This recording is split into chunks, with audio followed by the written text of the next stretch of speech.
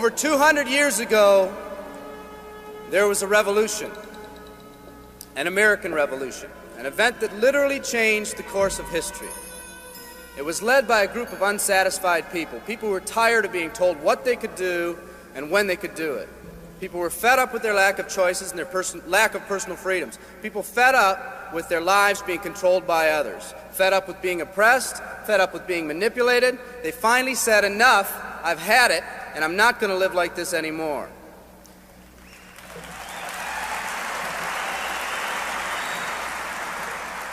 Our ancestors were people that took full responsibility for what happened to them.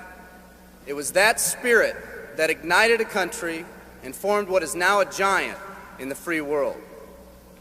I have a question for you. Where's that spirit today? It's time for another revolution.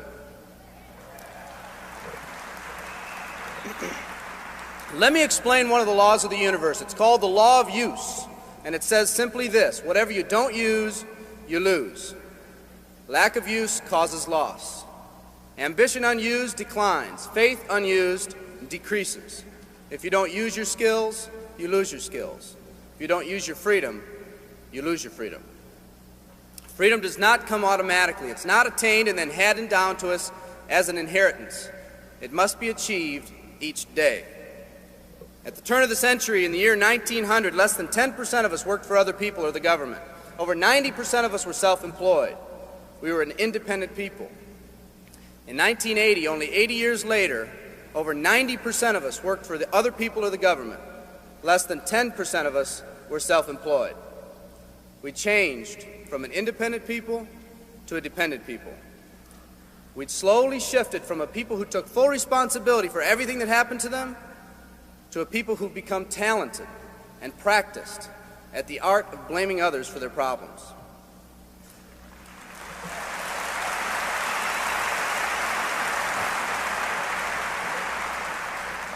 Our giant has fallen asleep. Our forefathers didn't say, who's going to take care of me? They simply said, all I ask is the opportunity to be free and the ability to take care of myself and my family. Today, we elect officials who will quote-unquote take care of us.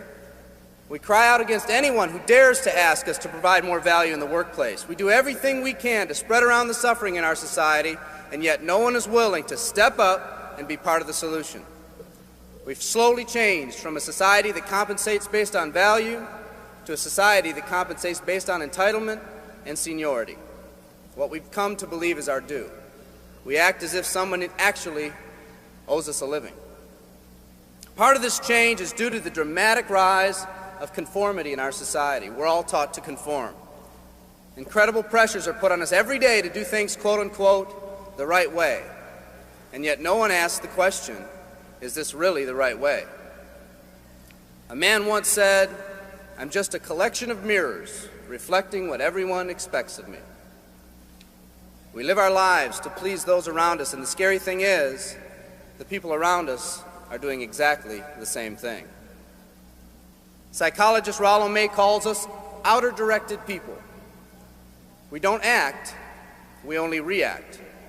We seek not to be outstanding, but to fit in. We're able to respond, but not to choose. Perhaps that's why a wise man once said, the mass of men lead lives of quiet desperation. In order to change, we need to become inner-directed people. People with our own purpose. People who are not easily swayed by the opinions of others. And that's difficult because from a very early age, we look to the opinions of others to orient ourselves and to validate our decisions and our actions. Nietzsche said, we need more strong people in this world because the weak, by their sheer mass, are forcing weak ideals and weak values on us all.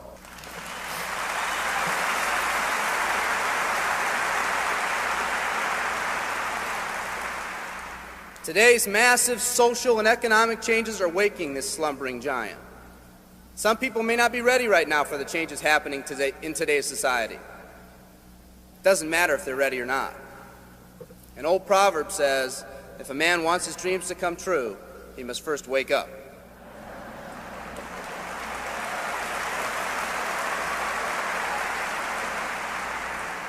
I, for one, am glad for the radical changes in our society because I believe that within that crisis, we will find that independent spirit that once pioneered this country. Some of us are finally ready to change. The displacement of our workforce has caused many of us to start searching for something better. Moving products and moving services is our business and our goal, but what we are becoming in the pursuit of that goal is a larger and much more important issue. The rekindling of our independent spirit has more lasting value.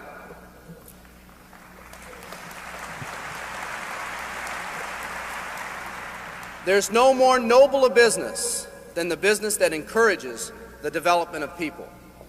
Every living organism has one and only one central need in life: to fulfill its own potentialities. The acorn becomes an oak, the puppy becomes a dog, and that's all that's required of the oak and the dog. But the human being's task in fulfilling his or her nature is much more difficult. The reason is, unlike any other living creature on this planet, you've been given the dignity of choice. You'll not grow like a tree. You'll grow only as you plan and choose to grow. When a person chooses to live, two things happen. First, assuming responsibility for themselves takes on a whole new meaning. They accept responsibility not as something they've been saddled with, but as something they themselves have chosen. The second thing that happens is that discipline from the outside is replaced by self-discipline. They accept discipline not because it's commanded, because they themselves have chosen what they want to do with their lives. Just like when the disenfranchised men and women over 200 years ago got fed up and said, "I'm not going to live like this one more day," there's another revolution coming. It's coming not just from Americans, but from people all over the world.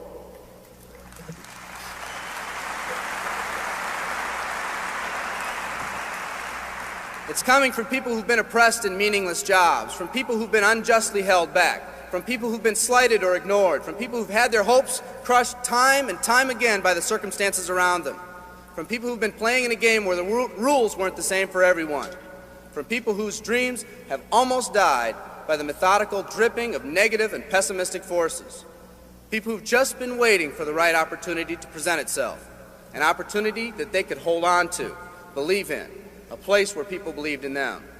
I hear the rumbling of this coming revolution every day. The old rules are changing, and society is finally ready for that change. Will people try to persuade you not to rise up? Yes, they will, and sometimes with the best of intentions. But we must fight anyone or anything that tries to influence us against our freedom. And they'll try. Believe me, they'll try.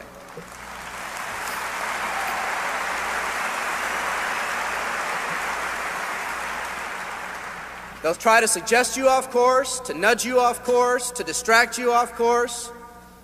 There's another revolution coming, and it's going to be led by a group of unique and courageous people like you.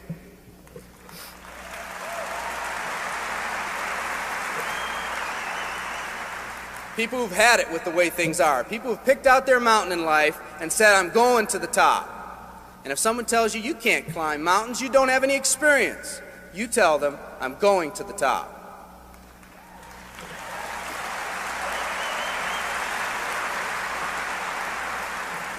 And if your neighbor tells you, "Come on, choose another mountain, that one's too rocky," what are you going to tell them?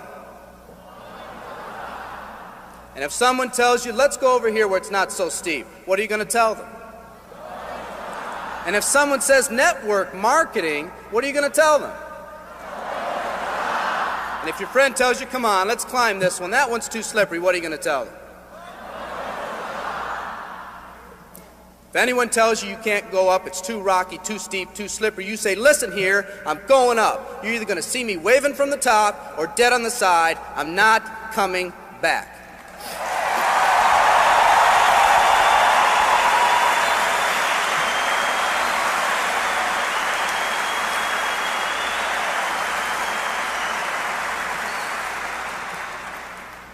There's something about the do-or-die attitude. It's almost like when someone has a do-or-die attitude, time, fate, and circumstances seem to get together, have a hasty conference, and say, they say they're going to do it or die.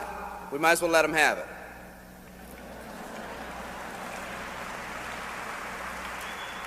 The People in this arena are special. You're special because you've already rekindled that independent spirit.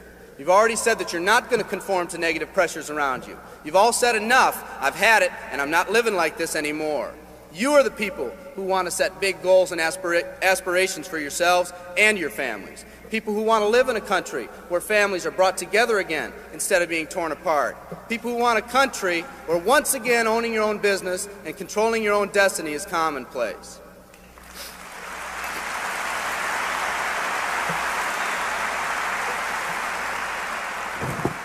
People who want a country where every man, woman, and child is treated with equal respect and dignity.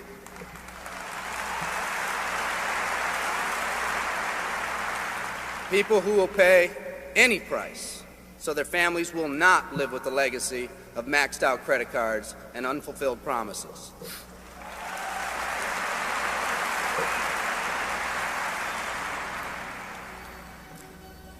Today, we stand at the genesis of a new revolution, and people like you are going to lead it.